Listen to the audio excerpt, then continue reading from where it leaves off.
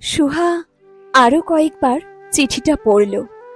এতদিন তেতলার ঘরে কাঠের আলমারিতে গুপ্তধনের মতো লুকানো ছিল চিঠিটা। ২৭ বছর আগে লেখা চিঠির জৌলুস আজও একই আছে। চিঠির প্রতিটা অক্ষর যেন আজও অপেক্ষা করে আছে উত্তরের। আজ এত বছর পর সুহা কি লিখবে চিঠিতে? ওদিকের মানুষটা আজও কি সত্যি অপেক্ষা করে আছে, নাকি সে বিচ্ছেদের কষ্ট ভুলে সাজিয়ে নিয়েছে নতুন মানুষের সাথে সংসার? সুহার খুব জানতে ইচ্ছে হচ্ছে কেমন আছে পারিজাত। কতদিন অপেক্ষা করেছিল সে, কত রাত জেগেছিল সে।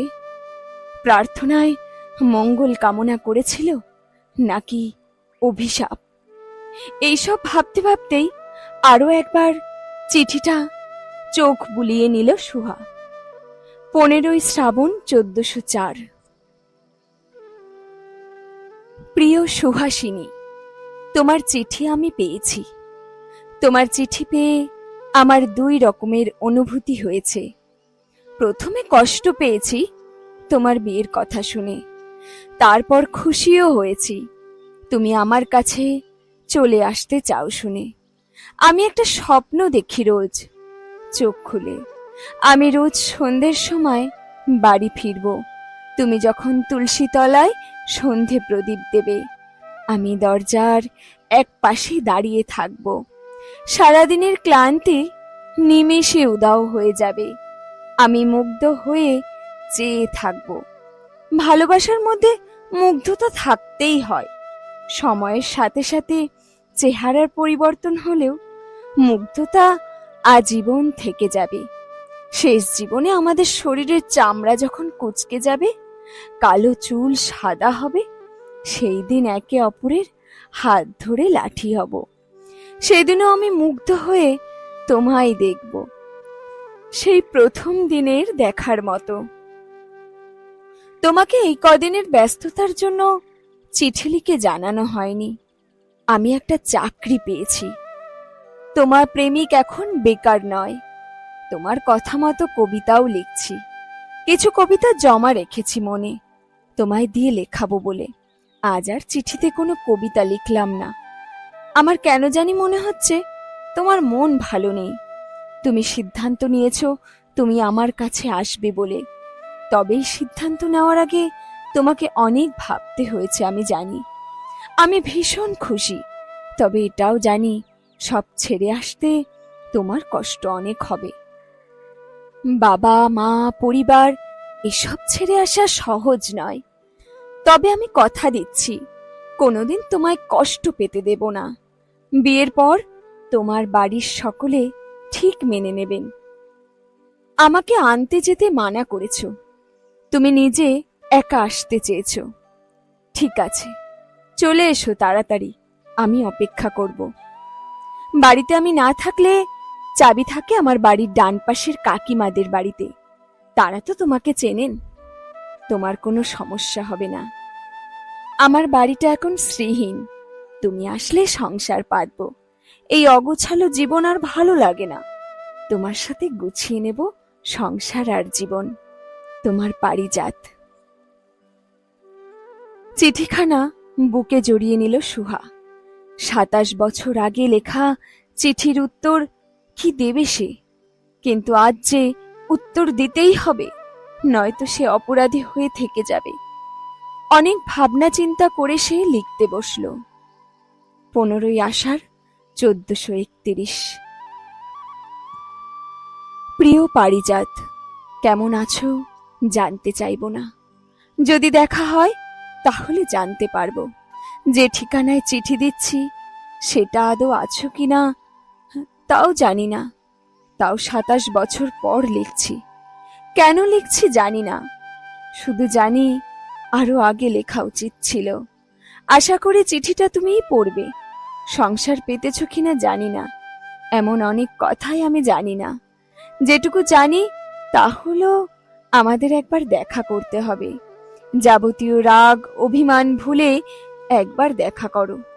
ঠিকানা যদি আজও একই থাকে, আর চিঠি যদি তুমি হাতে পাও তাহলে একটা চিঠি দিও এই নতুন ঠিকানায়। আমি অপেক্ষা করে থাকব। ইতি, সুহাসিনী। চিঠিটা পোস্ট করে দিয়ে অপেক্ষা করতে থাকে সুহা। এই অপেক্ষা শেষ হবে কিনা জানা নেই, তবে 27 বছর পর পারিজাতের সত্যিটা জানা উচিত। কেন তার সুহাসিনী সেদিন তার কাছে যেতে পারেনি? পারিজাত চিঠিটা পাবে তো? পেলেও সে দেখা করবে তো, নাকি সংসারের চাপে ভুলে যাবে সব? সুহার কাছে এখন এক একটা দিন যেন এক একটা বছরের মতো পার হতে থাকে। ঠিক 1 মাস পর চিঠি আসে তার কাছে পারিজাতের। প্রিয় সুহাসিনী, ঠিকানা মানুষ আজও একই আছে। হ্যাঁ, এটা ঠিক যে আমি এখন সংসারী, তবে আমিও দেখা করতে চাই তোমার সাথে। অনেক প্রশ্নের উত্তর আমি জানতে চাই। এই 27 বছর ধরে অপেক্ষা করছি তা জানার। বাকি কথা দেখা হলে হবে। আমার বাড়ির কাছে একটা কফি শপ আছে, আমরা না হয় সেখানেই দেখা করব। আমি ঠিকানাটা দিয়ে রাখলাম। 15ই শ্রাবণ বিকেল 5টায় আমি সেখানে অপেক্ষা করব। আশা করি এই অপেক্ষা চিরদিনের যেন না হয়। ইতি, পারিজাত। অপেক্ষার অবসান হলো। চিঠিটা পেয়ে সুহা আনন্দে আত্মহারা হয়ে গেল। অন্তত এটা জানতে পারল পারিজাত সংসারী হতে পেরেছে। হয়তো এটাই সত্যি, সব অপেক্ষার একটি সীমিত সময় থাকে। যখন সীমা পেরিয়ে যায় তখন মানুষকে নিজের কথাই ভাবতে হয়। পারিজাতও ভেবেছে, তবে চিঠির শেষ লাইনটায় অভিমান রেশ একটু পেল সুহা।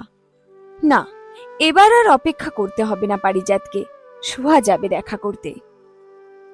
পছন্দের সেই নীল রঙের শাড়িটা পরে নিল সুহা। খুব অল্প সাজ, তার মধ্যেও বারবার আয়নায় দেখে নিচ্ছে নিজেকে। সবকিছু গুছিয়ে নিয়েছে, একটা জিনিসও বাদ নেই। ব্যাগের মধ্যে সব ঢুকিয়ে নিয়ে বেরিয়ে গেল সে। চিঠির দেওয়া ঠিকানায় পৌঁছাতে সময় লাগলো পুরো 3 ঘন্টা। 5 মিনিট লেট সুহা। মনে মনে ভয় শুরু হলো, পারিজাত আসবে তো, নাকি প্রতিশোধ নেবে অতীতের।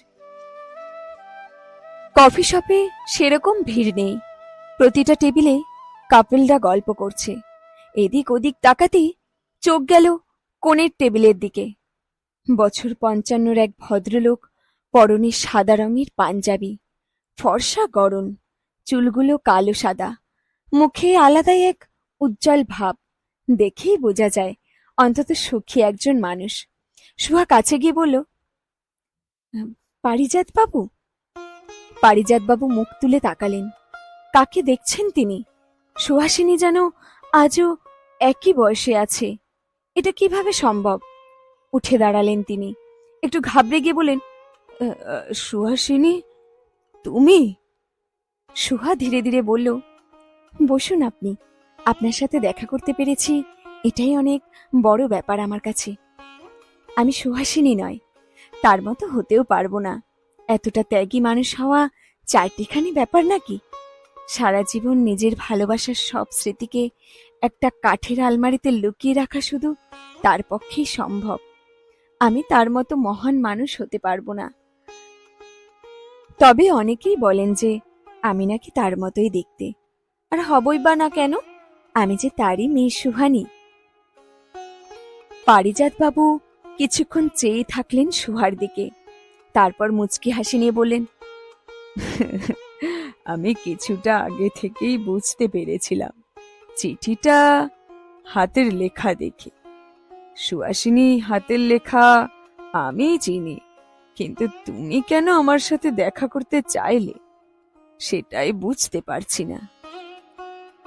সুহা ধীরে ধীরে উত্তর দিল, আপনাকে কিছু দেওয়ার আছে, আর জানানোরও আছে। সেদিন মা আপনার কাছে যেতে পারেনি কারণ আমার দাদু, মানে আমার মায়ের বাবার হঠাৎই স্ট্রোক হয়, আর সেদিনই তিনি মারা যান। তাই হয়তো মা আর তার পরিবারকে ছেড়ে যেতে পারেননি। আপনাকে চিঠি লেখার সময়ও হয়ে ওঠেনি।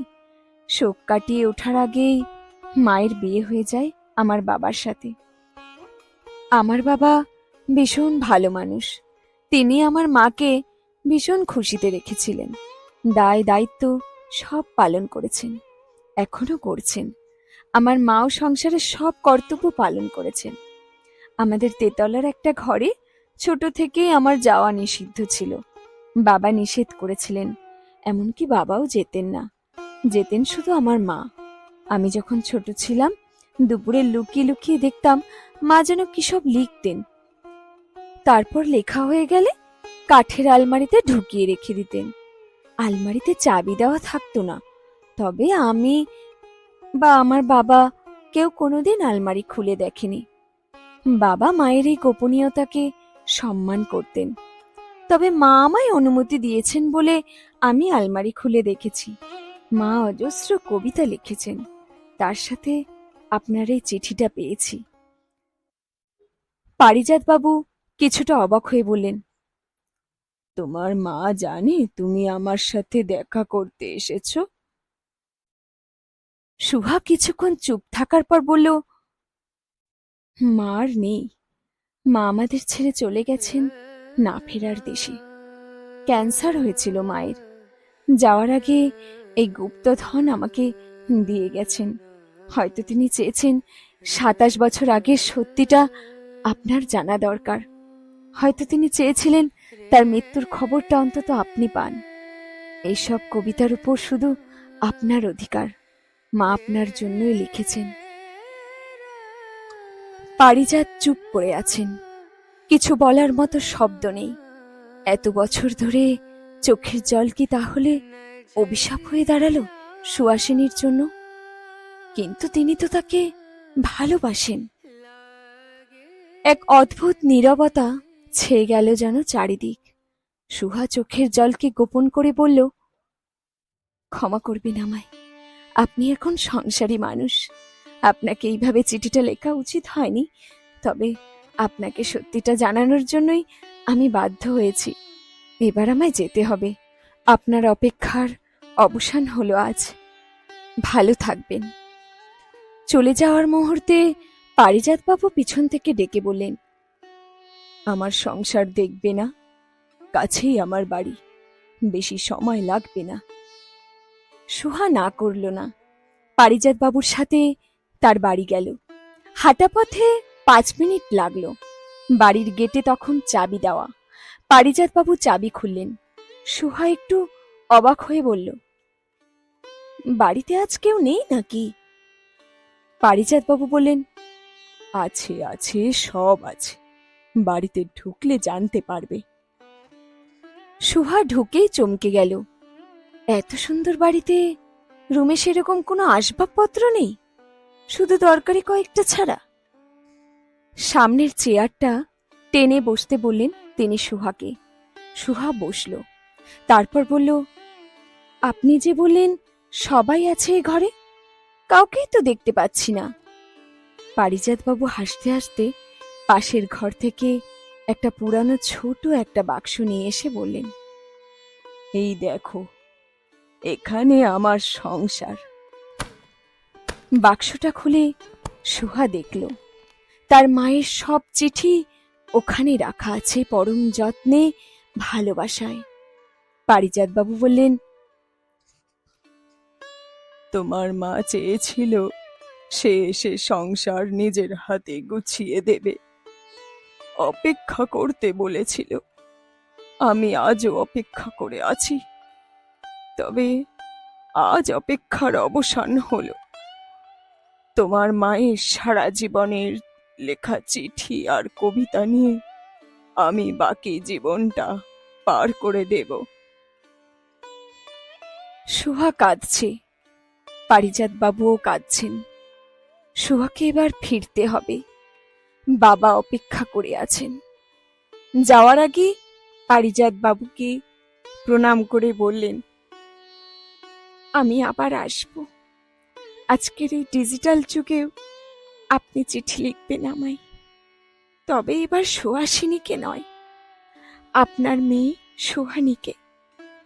সুহা চলে যেতেই সুহাসিনীর লেখা কবিতাগুলো বুকে জড়িয়ে অঝরে কাঁদতে লাগলেন পারিজাতবাবু। শেষ হলো গল্প, শেষ চিঠির উত্তর। কলমে মৌসুমী হাজরা।